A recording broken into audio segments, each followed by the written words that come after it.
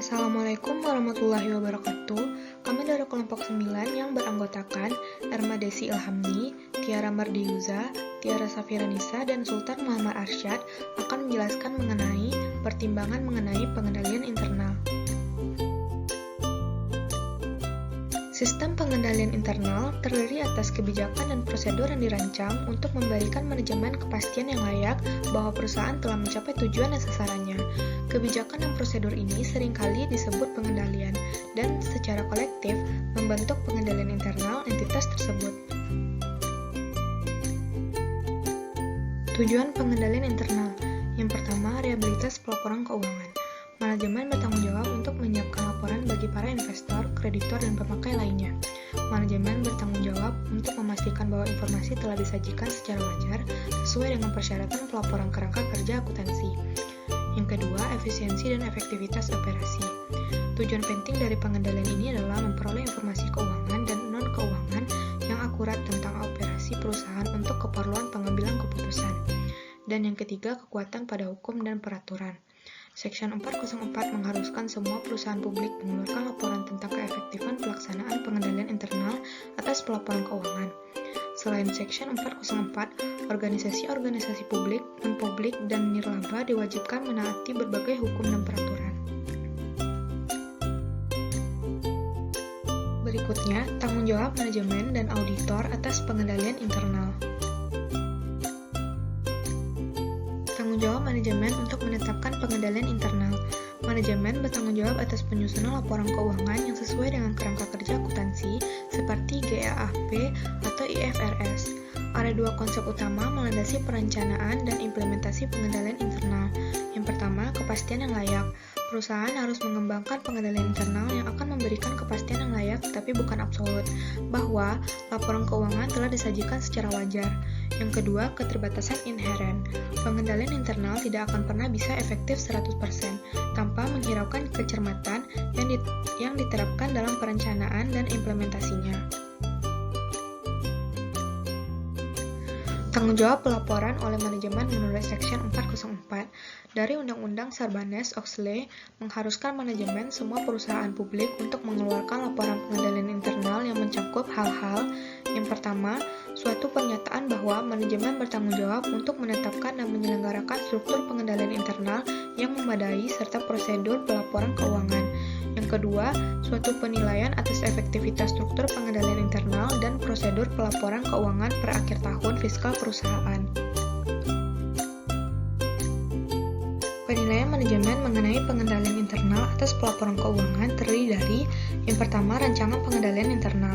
Manajemen harus mengevaluasi apakah pengendalian telah dirancang dan diberlakukan untuk mencegah atau mendeteksi salah saji yang material dalam laporan keuangan.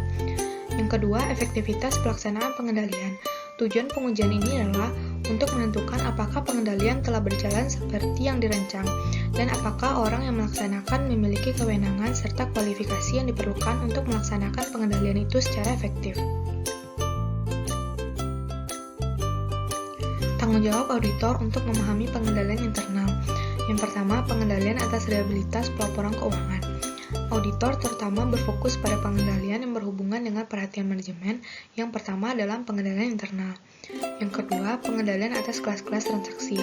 Auditor menekankan pengendalian internal atas kelas-kelas transaksi dan bukan saldo akun, karena keakuratan output sistem akuntansi sangat bergantung pada input dan pemrosesan. Berikutnya, komponen pengendalian internal COSO. Komponen pengendalian internasional COSO meliputi hal-hal berikut. Yang pertama, lingkungan pengendalian. Yang kedua, penilaian risiko. Yang ketiga, aktivitas pengendalian. Yang keempat, informasi dan komunikasi. Dan yang kelima adalah pemantauan. Yang pertama, lingkungan pengendalian.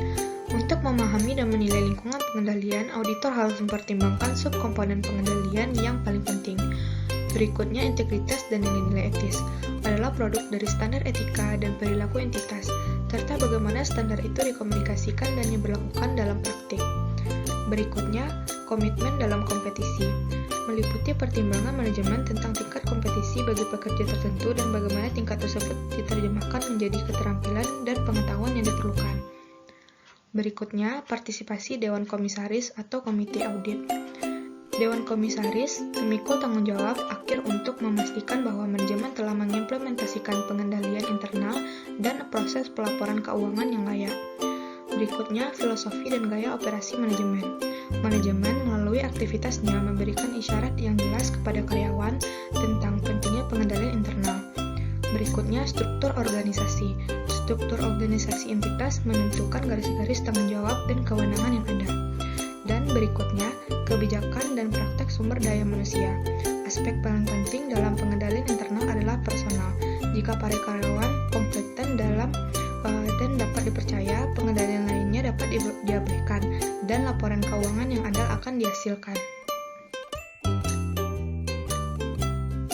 Yang kedua, penilaian risiko merupakan tindakan yang dilakukan manajemen untuk mengidentifikasi dan menganalisis risiko-risiko yang relevan dengan penyusunan laporan keuangan yang sesuai dengan GAAP. Aktivitas pengendalian. Aktivitas pengendalian adalah kebijakan dan prosedur selain yang sudah termasuk dalam 4 komponen lainnya, yang membantu memastikan bahwa tindakan yang diperlukan telah diambil untuk menangani risiko guna mencapai tujuan entitas. Aktivitas pengendalian umumnya dibagi menjadi 5 jenis. Yang pertama, pemisahan tugas yang memadai, otorisasi yang sesuai atas transaksi dan aktivitas, dokumen dan catatan yang memadai, pengendalian fisik atas aset dan catatan, pemeriksaan kinerja secara independen. 4. Informasi dan komunikasi. Tujuannya adalah untuk memulai, mencatat, memproses, dan melaporkan transaksi yang dilakukan entitas itu, serta mempertahankan akuntabilitas aset terkait.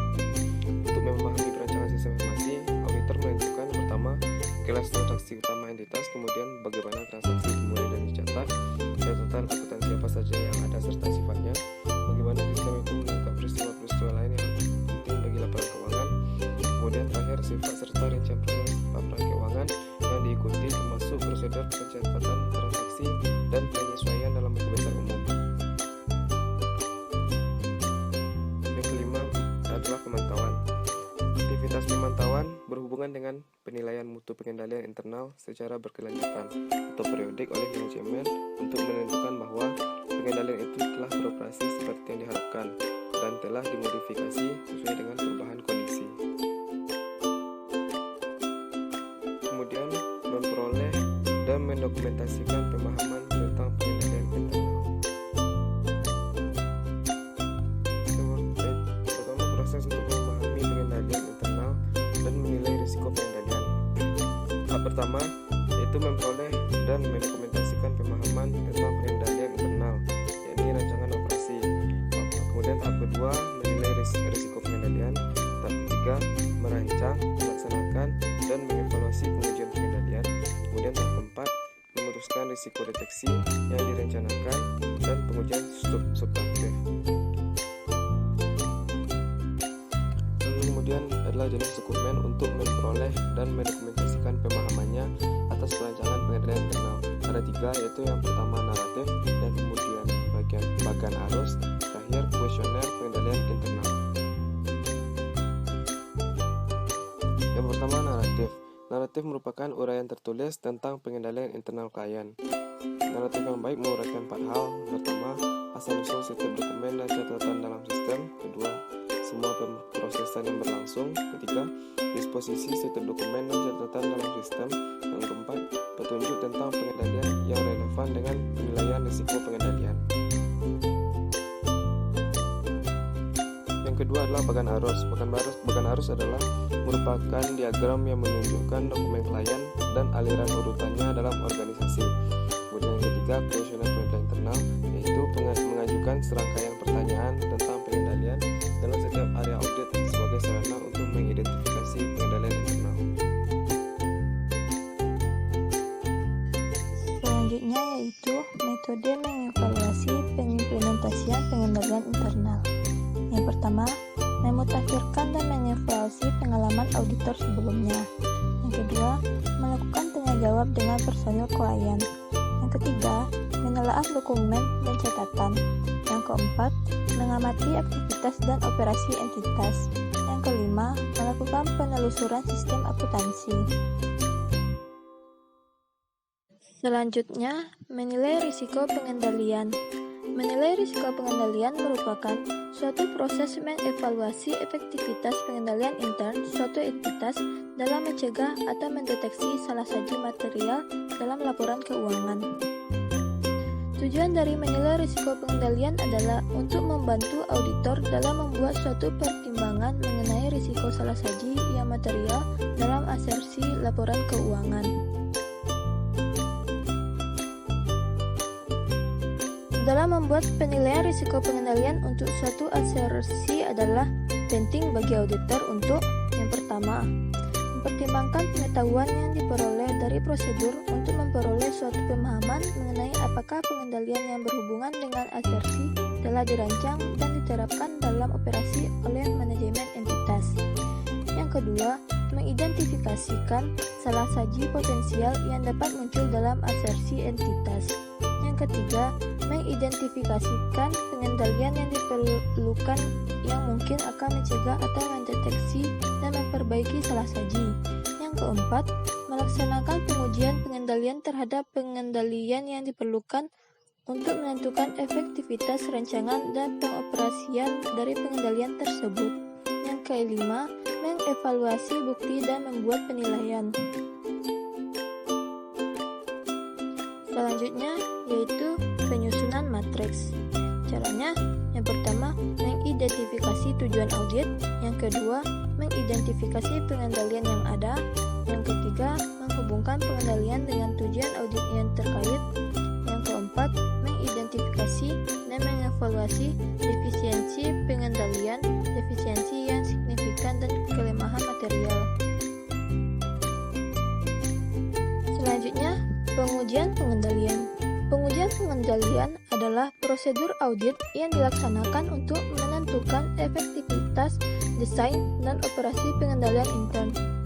Ada 4 jenis prosedur yang mendukung keefektivitasan pelaksanaan pengendalian internal. Yang pertama, mengajukan pertanyaan kepada personel klien yang tepat.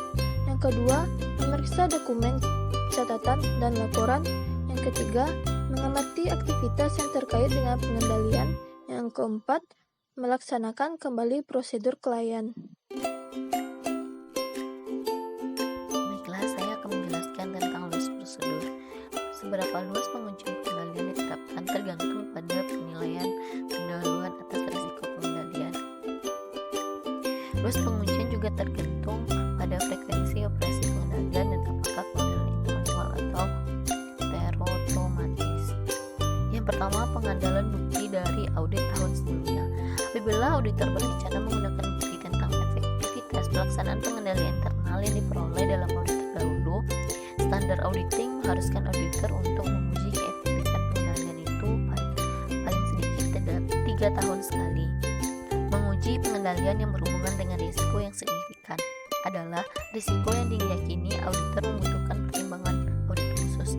Apabila prosedur penilaian risiko yang dilakukan auditor mengidentifikasi risiko yang signifikan, auditor diharuskan menguji efektivitas pelaksanaan pengendalian yang mengurangi risiko tersebut dalam audit tahun berjalan.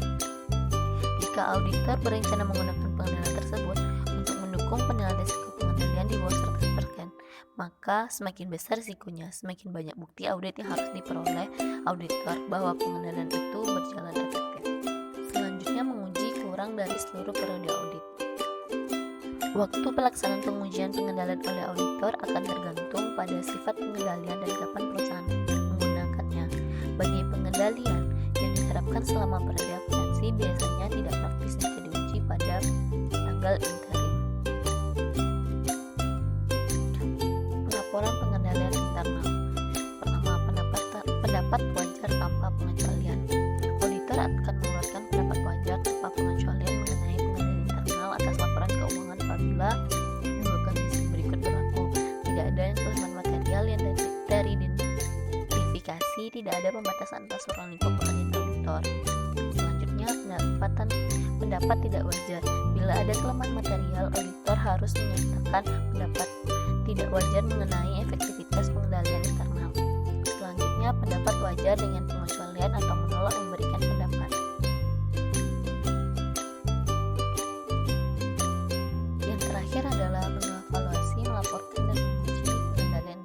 perusahaan non publik. Yang satu, persyaratan pelaporan. Dalam audit atas perusahaan non publik, tidak ada persyaratan untuk mengaudit pengendalian internal atas laporan keuangan. Karena itu, auditor berfokus pada pengendalian internal hanya sebatas yang diperlukan untuk melakukan audit laporan keuangan yang bermutu. 2. Luas pengendalian internal yang disyaratkan. Manajemen dan bukan auditor yang bertanggung jawab untuk menetapkan pengendalian internal yang memadai dalam perusahaan publik, persis seperti manajemen untuk perusahaan publik. Yang ketiga, luas pemahaman yang diperlukan. Standar auditing mengharuskan auditor memiliki pemahaman yang mencukupi tentang pengendalian internal untuk menilai risiko pengendalian. Yang keempat, menilai risiko pengendalian. Perbedaan paling penting dalam menilai risiko pengendalian perusahaan publik adalah penilaian risiko pengendalian pada tingkat maksimum untuk satu atau semua tujuan yang berkaitan dengan pengendalian. Apabila pengendalian internal untuk tujuan tidak ada atau tidak efektif. Yang terakhir, luas pengujian pengendalian yang diperlukan. Auditor tidak akan melakukan pengujian pengendalian apabila menilai risiko pengendalian pada tingkat maksimum akibat tidak memadai pengendalian.